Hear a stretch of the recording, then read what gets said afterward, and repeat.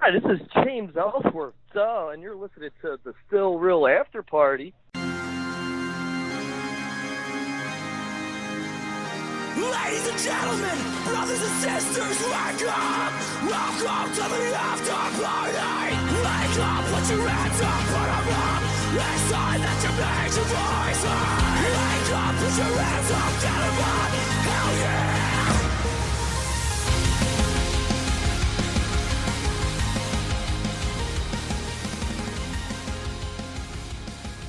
Hello and welcome to the Still Real After Party. My name is Jake, and sitting next to me is my not-so-special co-host. I'm just kidding, buddy. Who are you?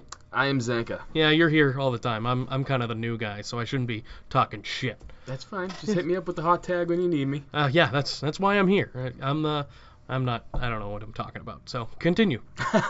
How's your week? It was long, even though we got slammed with another goddamn snowstorm yesterday, but luckily it wasn't on a Wednesday this time. It kind of trickled in to our Wednesday, but it was not on podcast day this time. Yeah, we had to push our interview actually with Mr. Ellsworth to this week because Yes. we got snowed out last week, and not just some little snow either. We got hit pretty hard, man. We've got about 3 feet in the last, week? Yeah, I don't know. I'm sick of snow. I can tell you that. I can tell you what, we're getting another one next week too. Yeah, I know. I can't wait. Same time, Tuesday into Wednesday again. But you know what? It's perfect time just to, WWE network and chill for a while. And not go to work, Yeah, which is yeah. always a good thing. So, That what is do we a- what do we got going on? We got a lot of stuff going on, man. Yeah. Like I said, we're going to be talking to Mr. Ellsworth coming up here. We got Raw happened, SmackDown happened, Fastlane happened. Everything and happened. They're pretty much really ramping up the build to WrestleMania now. We have Yeah. a lot of matches set, and a lot of triple threats are set. So many triple threats. It's going to be triple threat mania, baby. Does the match with Braun, is that a triple threat? Yeah, I guess There's you 3 could- people in the yeah. match, so. For but- now. yeah. Yeah. So do you think, we'll get to it more later, but do you think he's going to have a partner, early take? Yeah. Yeah? Yeah, I think he's going to go with Mr. Elias. That'd be fucking rad. Yeah. That would bring 2 of my favorite people together, and I would be so happy about it. I mean, it's pretty much how Sheamus and Cesaro got together. They just beat the hell out of each other for a while, and then they were both like, we got nothing for you, so be a tag team. Yeah, I mean, that's exactly what's going to happen, and that's perfectly fine, because I feel like those 2 are going to be amazing. Oh, I'm pumped for it. Another good one I saw thrown around was Big Show. It would just be Braun and Big Show decimating the fucking tag division. That's a possibility, too, and I didn't even think of that, but Big Show wants to be back by Mania, if I read correctly, and that would make sense, but I would rather see Elias as far as personalities go. Big Show's great and all, but who cares, kind of? I do. Big Show's the man. Yeah, I mean, I guess. All right, so that was completely off track, but let's talk about the newest inductee into the Hall of Fame. My name is Kid. I'm not gonna do the whole thing. I want to fucking die. Why, man? Kid Rock's the I hate man. Kid Rock. Dude, Redneck Jesus, I'm all set. Oh, dude, Redneck Jesus, that doesn't sound amazing to you? Not when it's Kid Rock, no. You just chug beer instead of the wine or whatever they give you at regular church, But I right? hate Kid Rock. He's not good. He's like, I don't know. I don't know how to feel about Kid Rock. He's just shitty. He's a shitty. He's probably a great human. It's all No, you know what? opinion. I don't feel that It's way. all opinion. Hey, do you think we can get Kid Rock on the podcast? No, dude. No Okay, way. good. Fuck that guy. I don't want him. Hey, I'll tell you this, though. Out of all the celebrities that have gone in the past, I really feel like he's deserving. He's done the most. I mean, the American Badass theme. Disagree with you, but I don't like him. Well, that's fine. It's like you saying, oh, Brock is dominant. I'm like, yeah, but fuck that guy, too. Yeah. Well, All set. I don't want it. I wouldn't say that out loud. Not to him. No, Yeah, God, yeah. no. I like my life sometimes, so Good.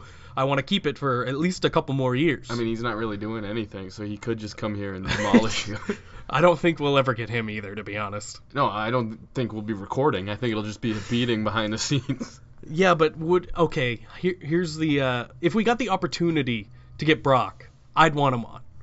But I would never tell him how I feel. In the words of our, guest on today, duh. Yeah. But no, he would kill me for real, probably. Yeah, I could see that happening, man. He legitimately doesn't like people. It's not a storyline. I legitimately don't like him as a person. So let's go. Mania, let's go. But no offense, you don't have a chance I know. in hell. I know, I would die. But that's whatever. Hey, if you're going to go out, go out at by the hands of Brock Lesnar at WrestleMania, right? At least you'd be going to Suplex City. And it won't be Roman Reigns, so everyone would be happy. That's true. I bet you would get a bigger pop than Roman if you It's came like, out to hello, face Brock. I am Jake from Still Real After Party, and everyone's like, who the fuck is this guy? And I'm like, hey, what would my theme music be? What do you think? Cowboy. I'd give you Kid Rock just to piss you off. Dude. I don't want Kid Rock. I want it to be the Riverdale theme song. That's Yeah. they don't even really have a theme song, but that's what I want. Or Yeah, no, I lied. I want the Game of Thrones theme song. That's what I want. I get it. You'd come out to definitely like the Pokemon or like the yes. Power Rangers type theme song. Throw on the Yu-Gi-Oh theme song, and I am there at WrestleMania playing my trap card. Your move would just be throwing one of your pop figures at him. Oh my god. Dude, Brock. I'll throw my Brock Lesnar pop figure at Brock Lesnar and see what happens. It's like Brockception, dude. I wonder what would happen. Do you think he'd pick it up and like appreciate it for a second and then just kill me for real? What if you hit him hard enough that his soul gets trapped inside the pop, and then we have like a Chucky movie type deal going on? But it's a little Brock Lesnar. I could listen. There is a Brock Lesnar I can beat, and it's that little pop figure. I can beat that. Little Brock. I'll beat Little Brock I think in a match. I think we're onto something here. What, are we making a movie? Yeah, we just need a small person to play Brock. No, it's smaller. Yeah, no, I know. So I want to actually like stop motion animate Little Brock. Well, now you got your work cut out for you. I'm not doing that. Yeah, that sounds like a lot of fucking work, dude. So I mean, what else is there? What happened? What's the deal? What's going on? What's wrestling? Where are we? We can do a quick rundown of Fastlane. It was supposed to be just the filler pay-per-view, but there was a couple twists. Well, one twist. Randy Orton came away. Yeah, I don't like Randy Orton. We know that much, but I enjoyed the pay-per-view as a whole, which is surprising because going into it, and if you listen to last week's episode, you very much know that we're not excited, or we weren't excited about really anything going on. It was a surprise, and I'm happy. This week. Yeah, no, I agree. Everything was, SmackDown was till the end, but as far as storylines go, I'm excited again, which is very good, and you'll probably be able to tell just by the way we're talking about it. Yeah, definitely. I mean, like I said, the one shock really was Orton coming away with the U.S. Championship, and now he's a Grand Slam champ. I got to say, did not see that coming. No. I thought for sure Rude was going to kick out.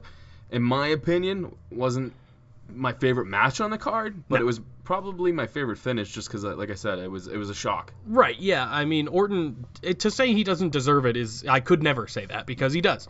He's been a pioneer in the business for God knows how, like so long now.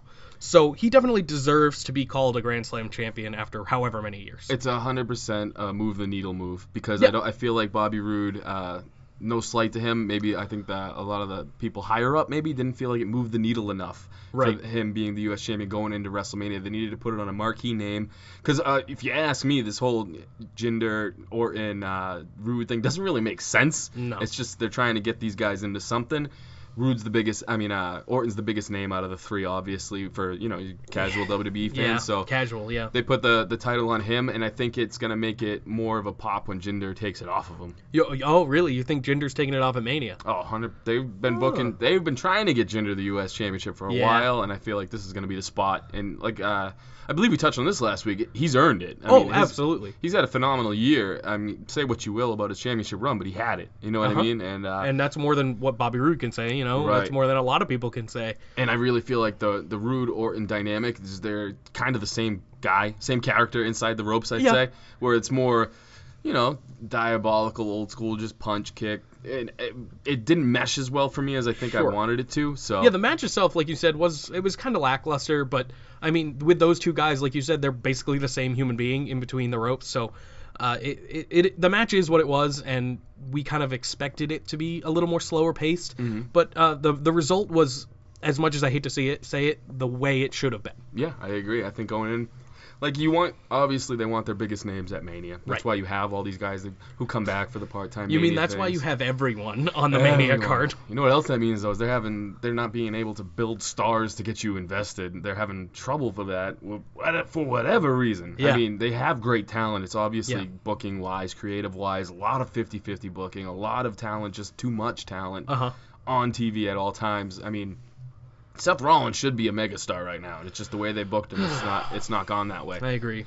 And so obviously putting the belt on Orton's the big name thing, and I think adding Jinder to the trio is going to make it for more of hopefully a more entertaining match, because then you can have a lot of the false finish. I mean, WrestleMania is going to be a lot of this. A lot of one guy going for a pin, and then the third guy coming in and breaking it up. Because there's going to be 8 triple threat matches. Right. So, but yeah, I mean, that was like we've talked about that match enough. That is what it is. What else? The 6-pack challenge was another huge thing.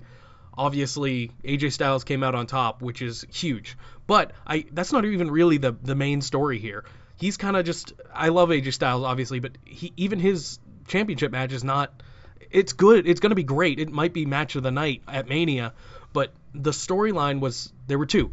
There was John Cena, obviously losing and then not having a road to WrestleMania, which we'll get to later on. And then Shane McMahon ruining the chances of both Kevin Owens and Sami Zayn, their chance at the WWE Championship. So yeah, as soon as you saw Owens hit McMahon with the kick, I was like, all right, here we go. And it seems to me that's what they're setting up for. Some shape, form, tag match where it's going to be Shane and said partner. Everyone's hoping for Daniel Bryan. Well, most people are hoping for Daniel Bryan. I mean, I don't know. I'm hoping for Vince McMahon. That'd be fucking awesome. versus Kevin and Sami because, Owens beat the shit out of him. He never got his receipt. So. That is true. That'd be interesting. I don't know. I mean, Vince is a 70-year-old man, so I don't know how that would work out. But Vince is a 70-year-old man who also is jacked out of his mind and fucking crazy. Yeah, I know. Yeah, no, it could very well happen. But Shane McMahon is dead. So. Chuck Norris is also, an old fuck, but would you say that to his face? No. Exactly. God, no. He could probably hurt me more than Brock Lesnar could. This is true. Maybe. Well, Maybe. I don't know. Brock would hurt you more. I feel like Chuck would make it a lot quicker. I think Chuck would be a little nicer about it. I feel like, He'd just kind of knock me out in one kick or something. Brock would hurt me a lot on purpose, and it would be bad. Brock would be more like the Python, where he just chokes the life out of you slowly and takes pleasure in it. You're probably right. I feel like Norris would just hit a pressure point in your neck and you'd be done. I don't want to talk about Brock killing me anymore. It's kind of scaring me a little now. You know what they say? If you put it out there, it can happen. So I'm going to bring it up every episode just because. You're booking my Mania match, thanks. You're welcome. WrestleMania 35, I'm coming. So yeah, but like you said, that was the big storyline I feel going through this, and it played out pretty well. I mean, it was this card was pretty predictable, but it was more fun than the Elimination Chamber for me. Which is shocking because the Elimination Chamber matches were pretty decent, but everything else on the card was just kind of lackluster. And like I feel like if the Miz had like a singles match on that card, it might have been a little better. Even just that would have been great. But there was a lot going on. The other story during the tag team title match is the Hammer Bros came out and actually used their hammers as weapons, which is, I think, the first time they've done that. And they didn't need to because once they put them down, it got, believe it or not, worse. Like, they killed Xavier Woods. Yeah, that looked bad. Oh, man, that was... They were talking about it so much that I can kind of realize that it's not real, but that's believable. You know what I mean? It's still real to me, dude. Yeah, of course. It's believable, and I feel like that's how you sell an injury like that. It was the Vinnie Mac twitching he did. Yeah, you know what I mean? Which was a little over the top, but I kind of like that. I love that. Yeah, like that's good. Do that. A lot of people don't anymore. Like sell an injury as much as you can, Oh, yeah, especially nowadays where people, just no selling, superplexes or super kicks or whatever else. That happened on Raw, too. That was ridiculous. But, I thought that Bludgeon Brothers coming out, it was funny because when they came out, I mean, not tooting our horn, everybody knew that they were going to come out at one point, When they came out, everyone was kind of dead. The crowd was dead. They were mad that they ruined the match. And then all of a sudden, by the end of it, people were behind them, too. Like, I've noticed that people are getting behind the Bludgeon Brothers. I said it right! They're getting behind him, and I'm not going to try again. Why don't you go for the Mixed Match Challenge now? I just stuttered it, trying to get it out there. So people are getting behind them, and I like to see that because they're both, I mean, Rowan's okay, but Luke Harper is one of the most talented people on the roster, and he doesn't get very much recognition, so I'm glad that this is an actual push for them, it seems. I like that they're dominant, and they're booking them dominant. Which there's only one other person, really, that does that now, and it's Braun. Right, when he's not facing Brock or, Well, yeah, but that's different. No one wins against Brock, unless your name is Roman Reigns. So. Yeah, that's coming. But, yeah, it is. Yeah, like I said, that made the most... That was the lasting impact for me. Yeah. The Bludgeon Brothers standing over Woods on the steel steps, just dead. Yeah, it was actually, it looked brutal, and that's how you book. You know what else was brutal was the goddamn cross body from Rowan on the outside on the Big E. Yeah, they were just throwing just bodies on top of each other over and over again, and it just I loved it. I loved the whole segment. The match before was fine. I mean, like we said, they always put on a good match. The New Day and the Usos, they always do. So that was not even a question. But this added to it, and it ended in a no contest. So it'll probably be a triple threat again, which again it's going to be that's the third one. If we're booking correctly. I think it's slated for about 4, to be honest with you. I think it could end up being 4, triple threats in one way or another. What would be the fourth? I just let it all play out. You just think something's going to be... It's going to be a lot of triple threats. Oh, well, it is what it is. It'll be fun. I think triple threats are fun because anything with... Yeah, sure. But you're going to have to take it like a man, all right? Everything... Like, the more people involved, I feel like the better the match can be. Obviously, a good one-on-one match is... crazy like that. It's always fun, like Shinsuke and AJ. That's going to be nuts. So I'm glad they didn't make that triple threat. But you get more personality and you can get more storytelling between 3 people as opposed to just 2. Yeah, I feel like it takes me out of it a lot of times. Well, sometimes it's a mess. Like even the 6-pack challenge. I mean, Cena had to FU everybody or AA everybody just to get Hey, PG. Yeah, just to get the one-on-one with AJ at the beginning. So it's like you see it right away. You're like, all right, that's how that's going to go. I love one-on-ones. That's just the way I am. I love just, one tag team versus one tag team. I agree with you. I feel like it's less of a clusterfuck. And absolutely. WrestleMania, you're going to have your most eyes on it. You're going to have people watching who don't normally watch because it's, people just know it. I mean, you don't need to be booking all this, big-name guys to get people to watch wrestling. They're going to be watching anyway. Right. So it's just... one-on-one matches like the Shinsuke and AJ, which, by the way, we're building up so much, it's probably not going to live up to the hype. It's got to. There's no way these 2 people can go at it and have it not live up to the hype. Well, I just know. I mean, the style is going to be a slow build at the beginning, and people are going to be like, this is awful, and then it's going to build to a big crescendo at the end. It's that hope thing I talk about, but I actually... hope is building a little bit, and it grosses me out because I know better. But, I actually believe, just with these 2 humans, that it can happen. It'll be a great match. I think the one triple threat match that I think is going to be the best match, obviously, because of the talent in it, is the one I don't even really want it to be a triple threat, is Rollins, Balor versus Miz. See, I'm so pumped for that. Yeah, it's going to be a great match. I'm just talking storyline-wise or whatever. Yeah, I guess, because there's going to be one of those 3, or 2 or 1, one of those 3 probably that's kind of gonna get brushed off, and it's probably gonna be Miz. Rollins. No, Miz. I don't think so. Miz is gonna get the powder very early on, and then it's gonna be a hell of a match between Rollins and Balor, and then Miz is gonna come in and probably eat the pin from Finn. Yeah, but I'm talking after the match itself. One of these 3 guys is kind of gonna go on to something else. I don't know what. I think the shake-up's gonna help.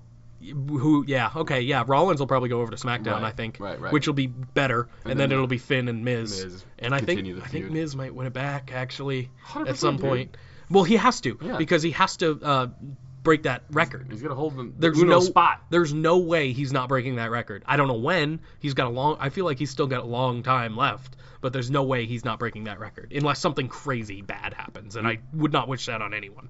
No, he'll be fine. I mean, the way he wrestles, it's safe, and he's one of the safest workers I feel in the business. Yeah, knock on wood, he's never really had a major injury, so he'll be good to go. If anything, it'll be a movie career. Yeah, I know. It's gonna be some stunt double shit where he gets Brandon Lee with the wrong bullet or something weird. So what do you we got anything else? Yeah, I mean, you want to hit obviously. Let's talk about Shane McMahon's selling capabilities at the end of SmackDown, because that's my favorite thing in the world. Oh, yeah. It was definitely interesting. I actually just watched it today, and it was a brutal... It looked like a brutal beatdown. What we're talking about is Kevin Owens, at the end of SmackDown this week, Kevin Owens and Sami Zayn, absolutely... They were announced for a match for WrestleMania, those 2. And they came out and just decimated Shane McMahon. They almost murdered him. Storyline, but it looked great. Oh, no, I think they did. I mean... Okay, Shane's dead. Shane's dead. Shane's not doing so hot today. I gotta say, the noise he made after that was... throat. I was like, is that coming from Shane? Because I literally just got finished with it, like right before we started recording, and I was like, is that noise coming from his face? Is that what's happening? In my living room, and I'm looking around to make sure, my wife doesn't come around the corner thinking I'm just blasting some straight up weird porn. Yeah, in the living room. But seriously, it was weird. I loved it, though. I did, too. I was like, oh, man, they fucked up his vocal cords. Yeah, I don't... And he was already taking a leave of absence, so this was just kind of like... buy like an easy way to write him off anyway, even though they technically already did that by having him make that announcement. The Cammy fucking eviction crew, man. Cammy was throwing everyone out of the ring. Did you see the bump that ref took? The first ref out of the ring. Yeah. That was amazing. Props to that guy. He flew. The biggest bump of the night though had to be the powerbomb on those rails or whatever. That had no give. It didn't sound. That looked good. like it hurt for real. It was one of those things where it was like, in WWE back in the day, they'd have like a fold-away table or something, you know what I mean? So he'd crash through and it would look. This didn't look amazing, but it looked painful. Yeah, definitely. I mean, that's pretty much. We can get to more after our little interview here. Yeah, but let's do that. We should get to that. Here's Mr. James Ellsworth. So we here at the Still Real After Party have a pretty awesome guest. The one, the only, the intergender champion, James Ellsworth. It's about time somebody introduced me properly as the intergender champion. I appreciate that. I do what I can, man. It's a great accomplishment. I've done my homework. Yeah, I won it in Sweden. That's my story, and I'm sticking to it. Nice. How big was the person you won it off of? Oh, it was a 300-pound woman. I think she was on Married with Children as Big Mama back in the 90s. That makes sense. Oh, I love that, man. So obviously I wanted to have you on because you have a big match coming up March 17th, IWC Wrestling. It's going to be against Gillberg. This is a match, honestly, that people were talking about years ago, really. Once you debuted, really, in WWE. Absolutely. A lot of the fans were asking for it, and how does it feel, to finally get a one? I mean, you've had matches with him before, am I correct? No, never. I've tagged with him before, with him. but never okay. one-on-one. I knew you were in a match with him before. Yes, never one-on-one. This is our first encounter, the epic encounter. Gillberg, James Ellsworth, March 17th at IWC Wrestling. Actually, we're wrestling twice in the same day. Oh, wow. IWC is the first show, and then we drive to another show on Undisputed Championship Wrestling in Uniontown, PA, and wrestle each other again. That's going going to to be beat them up twice. You got to be excited for this, man. I mean, on our page anyway, it's had a lot of buzz. People are excited for it, so I really hope for a good turnout for you guys. I'm excited for it, for sure. I mean, that's what it's all about. Like, I love the fans. I want to, in the independent scene, I want to give them stuff that I know they want to see that they didn't get to see in WWE, and this is one of the matches.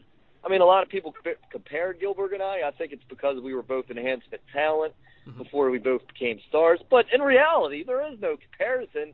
He's just Gillberg, and I'm James Ellsworth. That's very true. So I want to talk a little bit. I mean, we'll bounce back and forth a little bit. You know how we work. We've had conversations before. It's not really set in stone what we talk about. No. But I'd love to talk a little bit about your promo work in WWE. I mean, that was one of the things I really feel like people slept on almost about you. I feel like you were good from the start, but I feel like it just kept getting better and better as you and Carmella had the Money in the Bank. You had the duh catchphrase. I mean, Was this stuff, I know a lot of is it pre-written, or because you felt natural. It felt like it was really coming off the cuff. Well, yeah, any man with two hands has a fighting chance. That was 100% my line, right. And so was the Dove thing. And the Dove thing, it was starting to get some steam, and they were like, man, can you stop saying Dove? And I'm like, why? People are into it, and they're like, can you stop saying it? I'm like, all right. Yeah. They're the bosses. So, but at the end of my last match with Becky there, they had it written in there for me. They're like, oh, you're allowed to say Dove this time. They're bringing it back. I'm like, okay, and maybe they knew it was my last match, and I don't know. Right. But I was allowed to say it the last time I was there. Yeah, that match, as a matter of fact, I wanted to talk about that a little bit, but really well done. I really liked how it was, it was back and forth. It wasn't like an overly, people were worried about what could happen, and it was really well executed on both of you guys' parts, I feel. Oh, man, we were very happy with it. So was everybody there. It was, weird because it was my last thing. But, when you have a guy and a girl, you're thinking, why are they doing this, the guy versus the girl, to the untrained eye? But in reality, I'm not a big guy. Right. I don't look scary in there when I'm in there with a girl. It looks like it could be competitive, and we can have a lot of fun with it. And that's what intergender wrestling's all about. If you have Braun Strowman against Alexa Bliss, obviously that might be going too far. But if you have Becky Lynch against team James in the WWE. Yeah, they're teaming in the what's that called? The mixed Big match Mac Challenge, as we lovingly like to call it.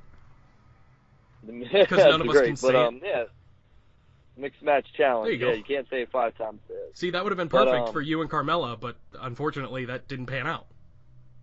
Yeah, I mean, like, you know, people ask me what happened. I really don't know. I feel like, you know, it's just a break, and I'll be back one day. I hope and so. If I'm wrong, hoping to see you back. Yeah, I feel like it's yeah, it just kind of happened. Like, nothing bad happened. No hard feelings. Like, I appreciate the run they gave me, and you know, very happy with the run. Do I think there's more to do, and the glass is half full, and is there stuff that I can obviously do when I'm back? Yeah, but maybe it just wasn't the time to do those things right now, and in the future it will be. We'll see what happens. Yeah, I mean, for me personally, and I heard you bring this up too on another podcast, I really feel like you could have done a lot in 205 Live. Oh, for sure. I mean, you would have been, at the time, one of the bigger names there as well, so you would have really brought a lot of muster to that. Well, maybe, yeah, like what they're doing now, they're kind of their own entity. Like, I don't really think you see them on Raw anymore, no, and like they're just really. doing the two. Yeah, they're just doing the show on the network, and it's like great wrestling, and they're all very good, and like they're not doing, you know, Enzo's gone, and they're not doing a lot of character stuff anymore. It's like the strictly high flying, and you know, which I can do that stuff, but that wasn't my character there at WWE, and maybe if, you know, I went there, like it would have changed like my character, and I don't know if that's a good thing or a bad thing. We'll never know, but I'm very happy those guys are getting time to shine. They're getting a WrestleMania match this year, Cedric Alexander against either Drew Gulak or Mustafa Ali. Either way, it'll be a great match. And Cedric's one of my friends there. He's a great guy. I'm very happy he's getting a WrestleMania match. Yeah, I think it's funny that they have kind of dropped characters, but my favorite character on 25 is definitely Drew. Yeah, he's funny, man. The PowerPoint presentation stuff, and I've known Drew a long time. We teamed on the Indies once, right. wrestled on the Indies once. And so I've known him for about 13 years, and I'm very happy that he's doing well still. Are you getting picked up by a tornado right now? Oh, that was a plane. I live by the airport here in Baltimore. So can you talk? That's my private jet flying into my enormous backyard. Now that's something I believe. That's awesome. Dude, I saw Medusa try to trash your title. Oh, my God. Oh, man, I'm just coming up with these fun things. So I saw Medusa, and I said, hey, can we do this video where I'm looking for my title and I find it in the trash, and the camera pans over and you're standing there? I said, I think that'd be hilarious. I laughed. She's like, yeah, absolutely. And I just did one with Tessa Blanchard. Like, I'm having fun with it. Like, I just think people are watching these videos and they're laughing, they're having a good time. And again, like, I love wrestling fans, and I'm trying to do that. Just, yeah, that was the one thing. Give them a good time. That was one of the things I noticed about you, too. Even when you were a heel character, you stayed in character, but you did put a lot of things up on social media about you interacting with the fans and whatnot. And even though you were doing, like, you know, your smarmy little character, you were still giving, like, the fans a lot of face time. I thought that was awesome. Yeah, man, you have to. It's a show, and when the show's over, you thank the people for coming. And I've always had that mentality. Like, I've always been big with keeping kayfabe in line, like into my storylines of shared stuff, and I always do that. But yeah, like when the show's over and I'm outside, if I see a fan, if they want a picture or stuff like that, I never say no unless for some reason they're being rude. But right. that didn't happen a lot. So I feel like that's the way it should be between wrestlers and fans. Obviously, this is the whole keeping kayfabe thing, but if a wrestler isn't into their fans, I mean, if they didn't have their fans, where would they be? Nowhere. It's exactly. They're paying the money to come to the shows, and that pays our salaries. Like I like, there's ones that don't appreciate that, and that's on them. Like that's just their preference. Me, I appreciate the fans, I always will, and I'll never forget that I was a fan, and I know what it's to stand there and want to meet your wrestler, and I'll never forget that. Again, they're the ones paying salaries, so like you have to because they're giving you love. So keep it in line with the fans. We got some fan questions. Can we ask you a few of those? So we have Tres Ocho from Instagram asked, if Undertaker doesn't step up, are you available to face John Cena? Oh, my God. Well, I've been in the ring with John Cena once, and I own one, so of course. But, yeah, I think The Undertaker will step up. If history tells us anything. Can we make it a triple threat match, please? Oh, wouldn't that be great? That would be the best match of the night. I like this question a lot. This is from Pretty Odd John. It was obviously you're going back to the Indies now, but you have a much bigger name than when you were there before. Can you talk a little bit about how it feels differently, obviously with your name now than from before on the Indies? Oh yeah, when you walk into the locker room, you just see smiles on everybody's faces when you walk in there. They're just happy to see it. The wrestlers, that is, and hear your story, and the fans too. Like I'm happy to see the fans after this WWE run and pretty much thank them for helping me fulfill my dream. Like it was the fans that did that for me, and just meeting them around the world now and saying thank you and getting signing my action figures and stuff like that. It's cool. All right, this question hits home for me because I'm a meme maker, but I gotta say it anyway. King of the memes. From Josh Allen. Did you ever take any offense to some of the memes that were going around on the internet? No, never. Like I never take any offense to anything someone says about me personally. My kids or something like that's a different story. But when it comes to me, it's all in fun. I don't care what anyone says about me. Yeah, that's ever. That's the one thing I try to do anyway is keep it in character. Like if I'm calling somebody out or making fun of something, I want to keep it in character. I don't try to never go for families, never do any of that stuff. You try to keep it fun and within the storylines to help further along some stuff. Right. That's just the best way to do it. I did have a question, and I haven't heard you talk about it much before, but I kind of want to know about your time in CZW, which, did you ever wrestle with people like Dean Ambrose and other people who have come up in that kind of business? I mean, I saw them there, here and there. Like, I wasn't like a full-timer ever at CZW. I did wrestle there a few times, but, I see guys like Cesaro on the Indies a lot, Corey Graves when he was Sterling James Keenan, a bunch of them. Like I would say hi to. Rich Schwann and I were, we're from the same area. I'd see him a lot. Drew Gulak, who I mentioned earlier. A lot of the cruiserweight guys. I've seen a bunch of them before. Sarah Del Rey, who trains girls at the Performance Center now, I'd see her. Yeah, you see people before they make it, and and a lot of them were at CZW. This kind of reminded me of another question. Who has been your favorite opponent? Oh, AJ Styles. That's of course. A no-brainer. Dude, can you give us an AJ Styles impression on a spot call? Man, I'll sit you on the top rope and I'll freaking, maybe I'll kick you and then freaking, suplex you off the top rope. He doesn't cuss. He says freaking instead of the other word.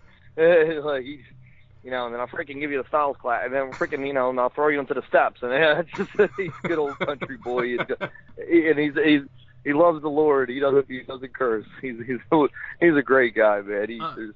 There's no one cooler than him. Yeah, I'm sure you've talked about it over and over again, but how was that working with someone of his caliber? Oh, at first I was scared to death, man. Cause I'm like, I know him, I'm like, this is the WWE champion, this is AJ Styles, and from me, that came from the independents, much I looked up to him, I was like, right. But as I got to know him and I got to wrestle him more and more, I got really comfortable, and it was just so easy after a while. At first, it was nerve-wracking, again, I didn't know him, but it was easy, it's fun, and, you saw what you saw on TV, but at the live events, I worked with him, and Dean Ambrose for 3 months, every night for 3 months, and so we all just had a blast. Both of them are great guys. They, we all came from the Indies, all three of us. Obviously they've had these stellar, iconic careers, and I had a nice little run. But they were so cool to work with, and I'm glad I got to do it on a nightly basis there for a while. So another question that we got was it always the plan after the Money in the Bank to have the second match on SmackDown, or was that something due to an outcry to say of you pulling down the briefcase? No, it was always the plan. Right. We found out, I think that week before the first one, that there was going to be a second one, and that's when I guessed it right away. I said, I'm going to ruin this one. And I remember the girls telling me, no, that won't happen. They can't have that happen. I was like, well, why would they have the second one? Maybe two girls will grab it and fall with, just two girls won. And I said, no. I said, I know what's going to happen. I'm going to grab. like I actually guessed that I would grab it and run off with it. It was what was going to happen. I was hoping for like, that. Thinking, I think that's what the fans were hoping for. Like if you go back and watch that, when I look up at the briefcase, the fans go nuts. Oh, like, for sure. And once I grabbed it and handed it to her, that was the heat. So I'm glad we did it that way. If I would have just took off with it, I think the fans would have been happy. Like, then you would have had the second one, and people would have been like, oh, okay, well, we're going to have a clear winner. But why is he thinks he has the briefcase and he thinks he's going to cash it in on somebody. Like, I think that's, what I thought was going to happen and what fans thought was going to happen. But, yeah, I'm glad it happened the way it did when I dropped it to her. That was the heat. Right. That was really good. Dude, how good was Carmella's hands, by the way? She caught that like it was nothing. That looked great. Oh, man, that was, she's a Patriots fan, and, they score a lot of touchdowns, so she watches football, and she used to be a cheerleader, so she knew what she was doing. What a catch. That would have, Stone Cold on his podcast gave her props for that catch, and that was a touchdown. That was nice, man, yeah. That for a moment in time there, I really feel like you had the most heat out of anybody on the roster. Probably, yeah. Well, yeah, and I don't know if that was a good or a bad thing, because, they did a poll on WWE.com when Cena was coming back on the 4th of July episode, which was a week or two after the Money in the Bank, and the poll was, who do you want to see Cena give an attitude adjustment to when he comes back? And it had Jinder Mahal, who was the champion at the time, Kevin Owens, Baron Corbin, or James Ellsworth, and I won the poll. And I don't know. After that, they did a deal where I got Daniel Bryan suspended me for 30 days, and I'm like, man, got a lot of heat right now. Like, can we just go with this? And I don't know what the creative process is there. I know they all have hard jobs. I mean, they get a lot of slack, the creative team. Yeah. But man, it's got to be hard because it's not up to you at the end of the day. It's up to one guy at the end of the day, and it's got to be a very hard job. I told those guys all the time, like, man, you guys have the hardest jobs here because it's got to be hard to write 5 hours of TV a week, and when you have a pay-per-view, 10 hours of TV a week, or whatever it is, it's got to be nerve-wracking. Is there you were on Raw a little bit, but you were mostly a SmackDown guy. Did you notice a little bit of a difference, like backstage locker room style with the two shows?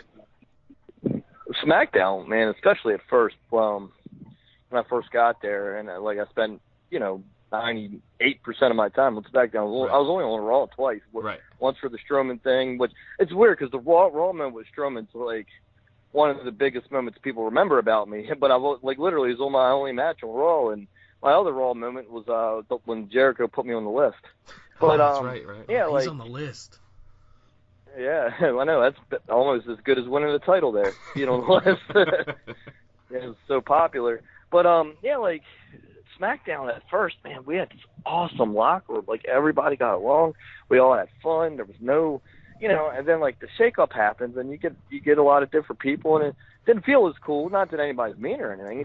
We had just this awesome locker room at first. And I'll never forget that.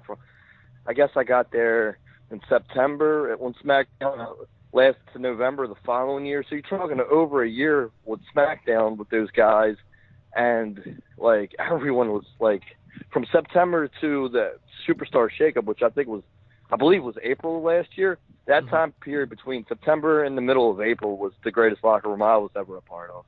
And what's funny is for that time period too, for me anyway, because it's all objective. SmackDown was, in my opinion, more fun to watch. It had more succinct, clear storylines for everybody, and it seemed like it's funny you say that you guys were really cohesive backstage and because it came across as you guys were all really trying to really strive to make make SmackDown the bigger show. And it just hasn't been the same since Mr. James Ellsworth here has been gone either.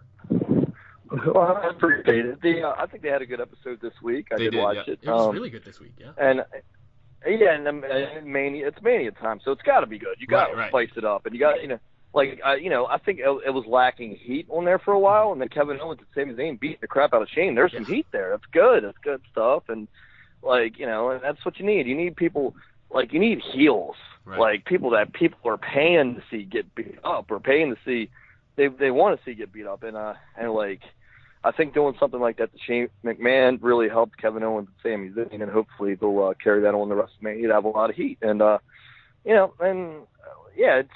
it's hard every week. SmackDown especially, it's only really an hour and 40-minute show, 20 minutes commercials. Then you got promos on top of that. So it's really like, what, an hour of wrestling? It's hard to write. Like, it squeeze everybody on the show, and it's now that I've been there, I see that it's not easy, man, for them to write that show. It's just not. Right. So let me fast forward. Now that you're back on the Indies, every wrestler I pretty much talked to who's gone from WWE back or whatever, they've said that the one thing they missed most was wrestling, and because they're able to do it more on the Indies. Is that something that you really miss? Because you were used a lot of the times as Carmella's manager or valet, whatever you want to call it. Yeah, Carmella's crony. Yeah. But now you get the itch to wrestle because it's what you're used to and it's what you love to do. And I am having fun wrestling again. And like with my character, I can do a lot of like just fun stuff in the ring, where it's not a lot of drop down, leapfrog, step over, hip toss, arm drag, drop kick, which I can do that stuff. But from the character that James Ellsworth portrayed on TV, I don't have to do that stuff. Right. And I'm having fun just doing, every match I make sure to do one thing the fans didn't see me do on TV, so they go, I don't overdo it. If I do 100 things in one match they didn't see me do on TV, then it's overkill. But I'll at least do one thing that they didn't see, and then the rest is just fun, Now, so let's talk a little bit about this. Who brought up the idea to face Gilbert? Oh boy. Well, I mean, it's been tossed around for a while, Right. and obviously everybody thinks about it. Luckily for IWC, they're going to be the first one to officially do it. I was supposed to wrestle him twice a couple of weeks ago, but he had the flu. I mean, I really just think he was scared, but he had the flu, and it didn't have and it wasn't IWC's I'll give them a lot of credit. They're really pushing it, and they're getting a lot of social media love off of it. That's this Saturday, and Elizabeth, Pennsylvania, International Wrestling Cartel, an independent promotion that's been around for 17 years. Right. Independent. I'm glad it's happening someplace like there where it will get a lot of love, and the crowd, the Pittsburgh area crowd's very hot. And it's actually where I had my Strowman match. Oh wow. So yeah, and it's going to be fun Saturday. I can't wait. I got to say, one of the big main components for really selling this match was the promo you cut when you had the hood up and you turned around and cut the promo on Gilbert. That was a big help, I think, in really getting this thing out there too. Yeah, they asked me to do something, and the cool thing about the Indies too is you have creative freedom. I did that whole thing on my own, and and just I knew if I put a hood up and turned around, they're playing that over screen at the show while Gilbert's in the ring, it would get a big buzz, and it did, and then. It's just I think it's been perfectly planned by IWC there in the Pittsburgh area, and I give them a lot of kudos for doing it that way. So kind of off topic though, can you take credit for making Braun Strowman the most over guy in WWE right now? No, I don't know, man. I think you might be able to. I think people we're always going to be married, him and I. People after everything I've done there at WWE, wrestling AJ Styles and being in WWE title matches and doing winning, helping win the first ever women's Money in the Bank. It's funny how it all goes back to that. That's what people maybe remember the most about me is just that match with him and I. First impressions. And it's crazy because that match almost happened. It's been 2 years since that match happened, and people still talk about it. And he, if you look at the guy, no matter if you're a wrestling fan or not, if you see that guy, he takes your breath away. You're like, whoa, that guy could kill somebody. And that was what was so organic about him and I is, if you look at me and you look at him, I have no business fighting him, but I tried, and I got my butt whipped, and that was the whole thing. And, it's just, I don't think it would have ever happened for me if that night I would have had any other different opponent.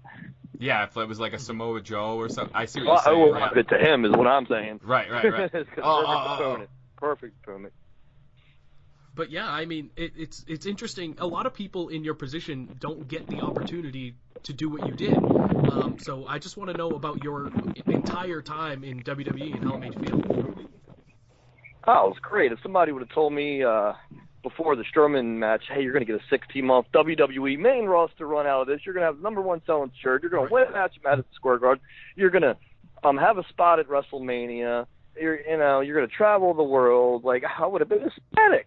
Right. So, like, when people say, man, why they get rid of you? It stinks and sucks. And, I'm just like, well, I had a great time there. I appreciate the opportunity. And this is how I really feel. I appreciate everything they've done for me. If they didn't feel like it was, they didn't have anything for me for now, that's fine. Maybe they're right. Like, but you got to think about it this way. Like, okay, I'm gone from them. But if and when I ever return to television, that initial reaction is going to make it all worth it, all worth the wait, all worth the months or maybe even a year's off. Like, whenever it happens, I don't think people will forget. Like, and I think it'll be a nice, and that's what I'm most looking forward to when that moment happens. And that's the thing, WWE, it is a revolving door too. I mean, just because you're gone now doesn't mean anything really. If anything, it's going to build up hype. Right? Yeah.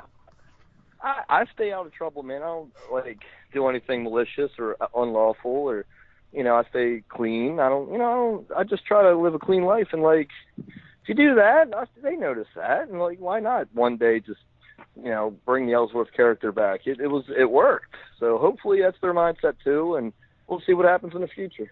Yeah, it's we talked to you right after the Braun thing. We talked to you after, I believe it was AJ.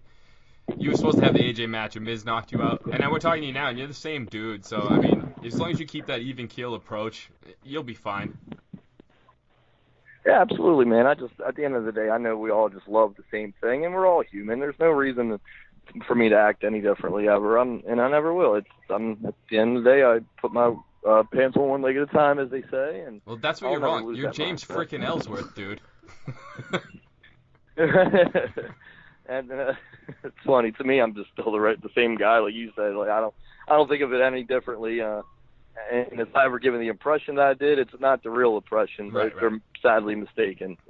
I think that's the right approach too, because I feel like a lot of personalities after they have a WWE run can really get a big head about it, and it feels like that hasn't happened to you. Oh yeah, I've seen, and I never stooge on anyone to name any names, but I've seen it happen.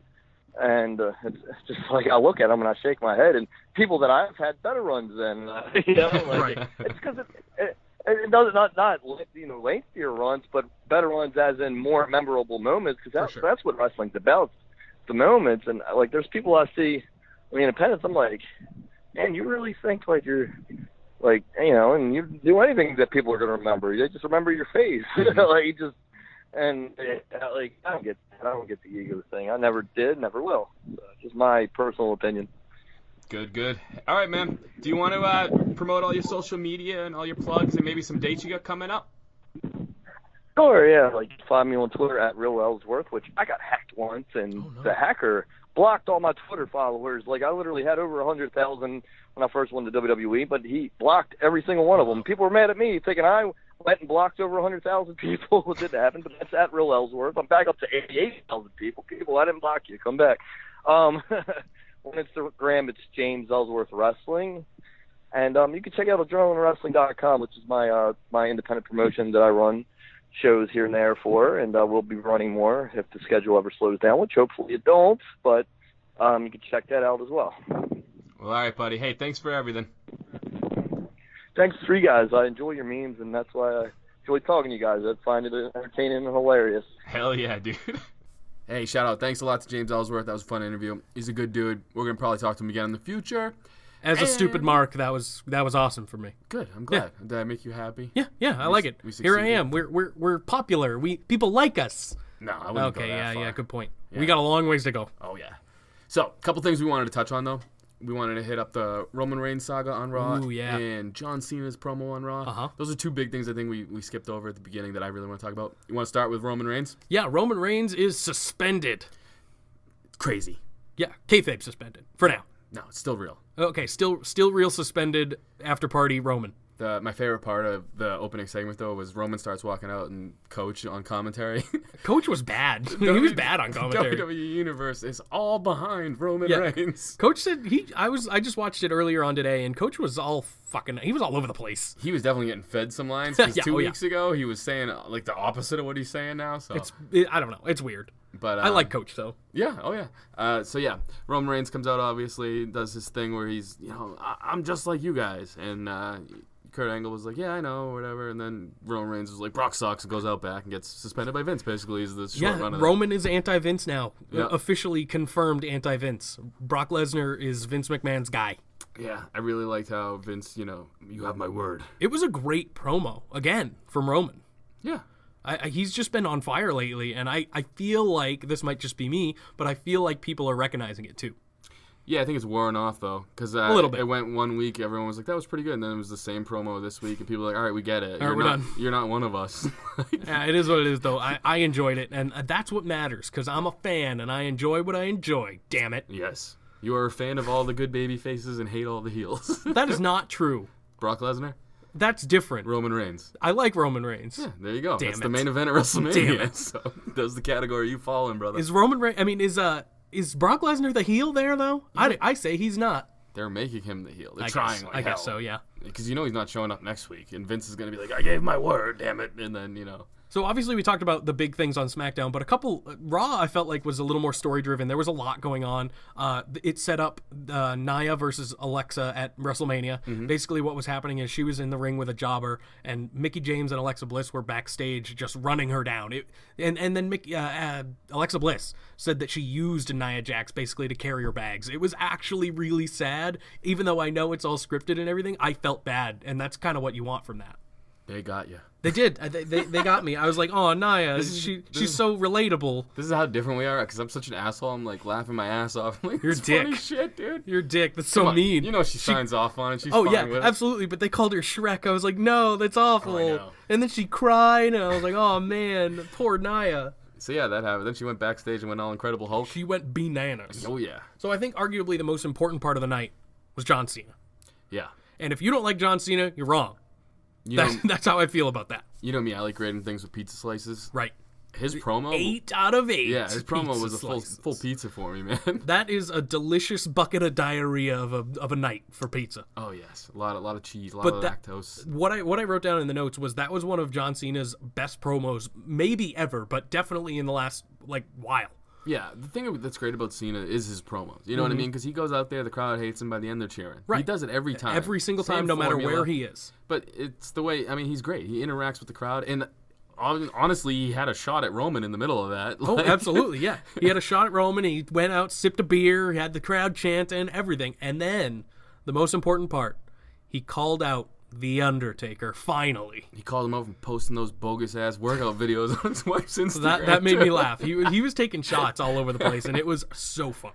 Yeah, I think Cena nailed it, man. I mean, even he called out The Undertaker 4 times, Yeah. and he kept ramping up. It was a doing the lot Cena of fun. thing. It was a lot of fun, and it was one of that and probably the Miz segment, just because I love the Miz and everyone involved were my favorite parts of the night. Yeah, I think Cena's promo was it was great, man. It was one of those things that's like, when Cena's gone, I hate to say it, you're going to miss him. 100%. And it's not only just me and you, it's going to be everybody. No, whether you like him or you don't, you're going to notice he's gone. And it's going to be bad. You see it now, with people who can't cut a promo like that. It was flawless. He didn't so good. stutter. He didn't mumble. It was 100%. He knew what his point was, and he got it across. Kurt Angle actually didn't fuck up either in his beginning promo, which I was like, yeah, Kurt, good for you. I actually quoted Kurt earlier on an Instagram post that I reposted from us, you guys, whatever. Damn true, or you suck? Yeah, no, it's damn true. Even because he hasn't said it in a couple weeks, and I'm thrilled. I got to make up for the slack. Speaking of your Instagram, I think that's it for the show. So should we plug it? Let's talk about that. All right. Add us on Instagram for the memes that Mr. James Ellsworth also loves. Yeah, if you want to be like Mr. James Ellsworth, like our memes. That's how we started our friendship, actually, was he liked our memes. So, but yeah, so at Still Real to us on Instagram, at Still Real AP on the TWITTAH. I say it like Jericho, and I can't stop now. I know, dude. Well, it's kind of like, doesn't Matt Hardy do that too? Oh, yeah, but I got it from Jericho. I totally stole it from Jericho. Oh, definitely. And, yeah, we have a Patreon. You can go check that out if you want. We got some T-shirts up on Spreadshirt. Yeah, Spreadshirt. Yeah, Spreadshirt. Still Real After Party. Correct. And a bunch of new designs up, all designed by myself, except for a couple by you. Did a couple as well. Yeah, but you did them all. I'm the Photoshop guy, so I threw a couple together, and I love them. Hell yeah. So, like we always say, guys, thanks for stopping by. We're going to have some more guests coming up in the future if that's what you want. Exciting stuff on the horizon. And as always, peace, love, and leg drops. And as always, Happy Rusev Day. And as always, toodaloo. We've never done that. I know, but I just wanted to get the last word for once. Yeah.